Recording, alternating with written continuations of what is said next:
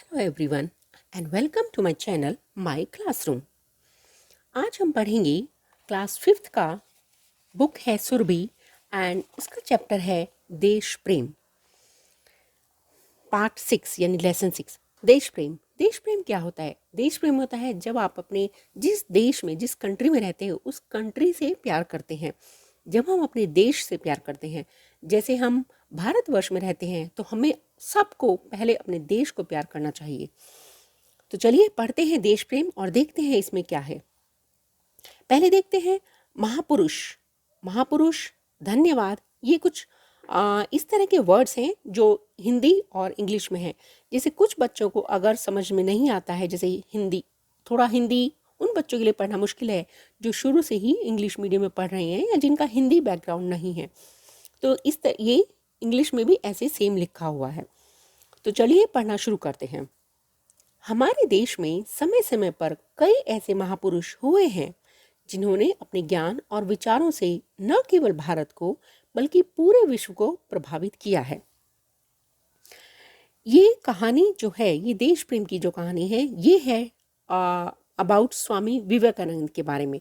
स्वामी विवेकानंद अपने देश से बहुत प्यार करते थे और वो एक महापुरुष थे जिनके ज्ञान और विचार ने पूरे विश्व को यानी पूरे वर्ल्ड में सभी लोग उनके विचारों से प्रभावित हैं।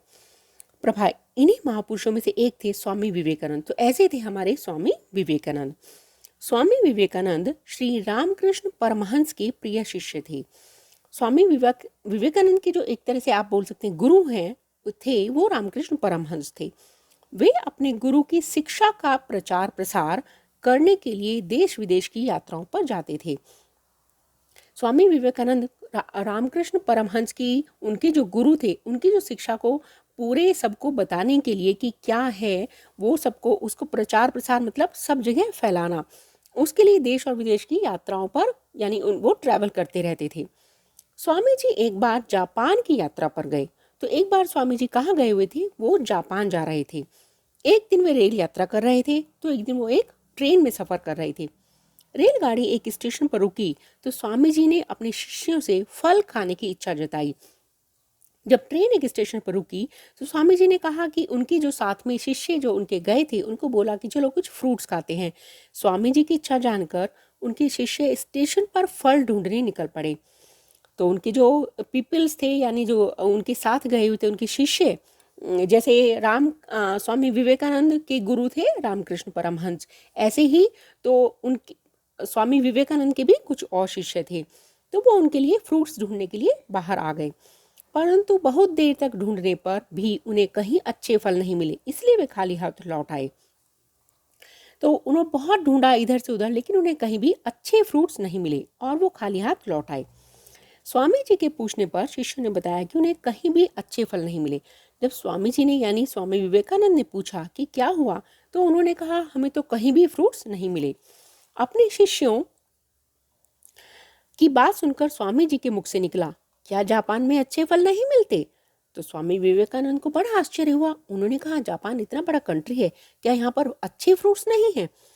यह कैसा देश है, ये कैसा कंट्री जहाँ पर फ्रूट्स ही नहीं मिलते, मतलब अच्छे फ्रूट्स नहीं मिलते हैं। जब स्वामी जी यह बात कह रहे थे उसी समय वहां से एक जापानी युवक गुजर रहा था। तो जैसे ही स्वामी जी यानी स्वामी विवेकानंद अपने शिष्यों को बता रहे थे, तो वहां से कोई जापानी युवक मतलब जो जापान का रहने वाला था वहां से गुजर रहा था। उसके कानों में यह बात पड़ी तो उसे बहुत दुख हुआ। जब उसने ये सब सुना कि स्वामी जी ऐसा कह रहे हैं तो उसे बहुत दुख हुआ, क्योंकि ये तो उसके कंट्री के बारे में था कि इस कंट्री में अच्छे फ्रूट्स नहीं मिलते। गाड़ी चलने में अभी समय था, गाड़ी वहां पर रुकी हुई थी। वह युवक दौड़ता हुआ गया और जल्दी ही कहीं से फलों की एक टोकरी खरीद कर ले आया। वो जल्दी से गया और ढूंढ कर फलों की एक टोकरी यानी फ्रूट्स की एक पूरी बास्केट, ये आप जो देख रहे हैं, ले आया। उसने आदर और प्रेम के साथ स्वामी जी को फल भेंट किए। उसने बड़ी रेस्पेक्ट और लव के साथ स्वामी जी को वो फ्रूट्स दिए। स्वामी जी ने उसे धन्यवाद देते हुए पूछा, इन फलों का मूल्य कितना है? स्वामी जी ने उसे थैंक्स बोला और बोला, इन फ्रूट्स का आप प्राइस बता दीजिए। युवक स्वामी जी की बात सुनकर चुप खड़ा रहा। वो जो युवक था वो चुपचाप खड़ा रहा। उसे चुप देख स्वामी जी ने फिर से अपना प्रश्न दोहराया, परंतु इस बार भी युवक खामोश खड़ा रहा। वो चुपचाप खड़ा था। स्वामी जी ने दोबारा से अपने क्वेश्चन पूछा कि भाई इनका क्या प्राइस है, बता दो। पर युवक को चुप देख स्वामी जी को बहुत आश्चर्य हुआ। अब स्वामी जी को बहुत आश्चर्य में पड़ गए कि ये बता क्यों नहीं रहा है। उन्होंने सोचा शायद युवक फलों का मूल्य बताने में संकोच कर रहा है। उन्हें लगा ये युवक शायद मतलब फलों का मूल्य बताने में संकोच कर रहा है, उसको नहीं बताने को हो रहा है कि मैं क्या बताऊं। इसलिए वो बोले, युवक तुम इन फलों का मूल्य बताने में संकोच मत करो। उन्होंने कहा कि युवक तुम मतलब कुछ भी संकोच मत करो कि जो भी इनका प्राइस है वो मुझे बता दो। उनकी बात सुनकर युवक की आंखें भर आई और वह बोला, स्वामी जी इनका मूल्य केवल इतना है कि आप अपने देश में किसी से यह न कहें कि जापान में अच्छे फल नहीं मिलते। तो जैसे ही स्वामी जी ने कहा कि भाई प्राइस बता दो, कोई शर्म मत करो, कुछ मत सोचो, तो उस युवक ने कहा आप प्लीज़ बस इतना कर लीजिए कि अपने देश में जाकर किसी ये मत कहना कि जापान में अच्छे फल नहीं मिलते। युवक के मन में अपने देश के प्रति इतना प्रेम देखकर स्वामी जी के मन में युवक के लिए सम्मान बढ़ गया। इस बात से हमें क्या शिक्षा मिलती है कि जैसे ही युवक ने कहा कि भाई किसी से ये मत कहना कि जापान में अच्छे फल नहीं मिलते, क्योंकि अगर स्वामी जी किसी और को ये बताते कि भाई हम जापान गए थे, वहाँ तो अच्छे फ्रूट्स ही नहीं मिलते, तो सब लोग सोचते अरे जापान में अच्छे फ्रूट्स नहीं मिलते, तो एक तरह से मतलब वो उस कंट्री के लिए अच्छी बात नहीं थी, किसी भी कंट्री के लिए। तो ये बात उस युवक को अच्छी नहीं लगी थी।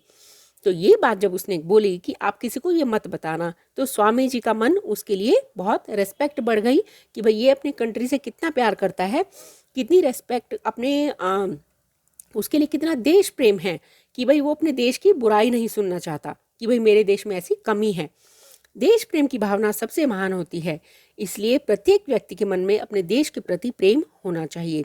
देश प्रेम की भावना सबसे महान होती है का मतलब कि कोई भी हमारे कंट्री के बारे में कुछ भी बुरा बोले, कुछ भी अच्छा मत नहीं बोले, तो ये हमें नहीं सुनना चाहिए। हमें अपने देश की सबसे मतलब ये होना चाहिए कि अगर आप देश से प्यार करते हो तो उसके बारे में अच्छा अच्छा बोलना चाहिए। तो इसलिए प्रत्येक व्यक्ति के मन में अपने देश के प्रति, तो यही स्वामी विवेकानंद का एक तरह से मैसेज है कि हर एक को पहले अपने देश से प्यार करना चाहिए और बोलना चाहिए कि मेरा देश सबसे अच्छा है, बहुत अच्छा है और यहाँ सब कुछ मिलता है। अब हम पढ़ेंगे इसके शब्द अर्थ। तो शब्द अर्थ जैसे ज्ञान है, ज्ञान मतलब जानकारी यानी नॉलेज, किसी भी चीज की नॉलेज होना। विश्व, विश्व यानी संसार यानी वर्ल्ड। इच्छा यानी अभिलाषा यानी विश। युवक यानी जवान लड़का यानी यूथ। आदर यानी सम्मान यानी रिस्पेक्ट। भेंट उपहार यानी गिफ्ट। मूल्य कीमत प्राइस, मतलब ये मूल्य कहो या कीमत कहो सेम होता है और इंग्लिश में हम इसको प्राइस कहते हैं। खामोश कहो या चुप, साइलेंट, मतलब जब आप चुप हो जाते हैं तो हम कहते हैं खामोश, तो यानी साइलेंट। संकोच हिचकिचाहट यानी हेजिटेशन, जैसे युवक संकोच कर रहा था ये बताने में कि इन फ्रूट्स का प्राइस कितना है, उसको हिचकिचाहट हो रही थी, समझ नहीं आ रहा था मैं कैसे कहूँ, तो उसको क्या कहते हैं, हेजिटेशन। भावना, भाव यानी फीलिंग, यानी आपकी जो फीलिंग होती है, उसकी अपनी कंट्री के बारे में क्या फीलिंग थी युवक की कि भाई कोई ये ना बोले मेरे देश के बारे में कि हाँ फ्रूट्स नहीं मिलते, उसको बोलते हैं फीलिंग। महान, बड़ा यानी ग्रेट, यानी कोई भी जब आप बहुत अच्छे काम करते हो तब आप बड़ा यानी आप महान बन जाते हो, ग्रेट। इसलिए स्वामी विवेकानंद महान थे और अपने कंट्री के बारे में ये बात कहकर भी वो युवक भी महान बन गया। तो ये सब है हमारे शब्द अर्थ हिंदी में और इंग्लिश में। आई होप कि आप सबको समझ आए होंगे। अगर आप कुछ और समझना चाहते हैं तो प्लीज़ मुझे कमेंट बॉक्स में लिख दीजिए, मैं कोशिश करूँगी कि आपको और अच्छे से समझा सकूँ। Till then keep learning, happy learning, and if you like my channel please like, share and subscribe with your friends. Thank you.